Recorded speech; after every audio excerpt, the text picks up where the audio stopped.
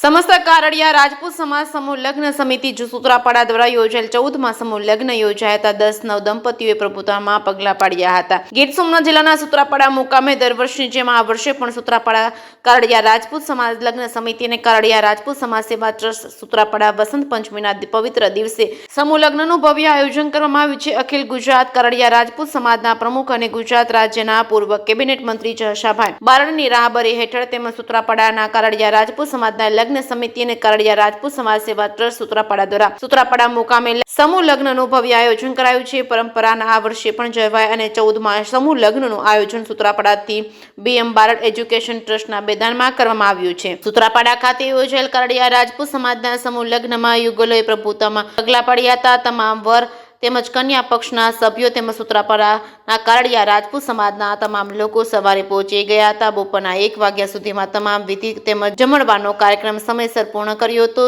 આ સમૂહ લગ્નના આયોજનમાં સમગ્ર જમણવારના દાતા અખિલ ગુજરાત કારડિયા રાજપૂત સમાજના પ્રમુખ જશાભાઈ બારડ રહ્યા હતા। ગુજરાત રાજ્ય ખેતી બેંકના ચેરમેન ડોલરભાઈ કોટેચા દ્વારા તમામ કન્યાઓને સોનાના દાણો આપવામાં આવ્યો હતો। જેકે સિંગુરાતી સાથે પરેશ લશ્કરી કોડીનાર દિલીપસિંહ બારડ કારોબારી સદસ્ય પ્રદેશ ગુજરાત પ્રદેશ ભારતીય જનતા પાર્ટી। શું કહેવાય 14મા સમૂહ લગ્ન વિશે? આજે કારડિયા રાજપૂત સમાજ સૂત્રાપાડા દ્વારા આજ 14મા સમૂહ લગ્નનું આયોજન કરવામાં આવ્યું છે। સૂત્રાપાડા એક ખૂબ મોટું સમાજનું ગામ હોય તો અહીંયા જે હજારોની વસ્તી છે તમામ વસ્તીએ આજે આ નવ દંપતીઓને આશીર્વાદ આપ્યા છે। સાથે દર વર્ષની જેમ સમૂહ લગ્ન સાથે એક સ્વરૂપી ભોજન સાથે આખો સમાજ બેસીને જમે।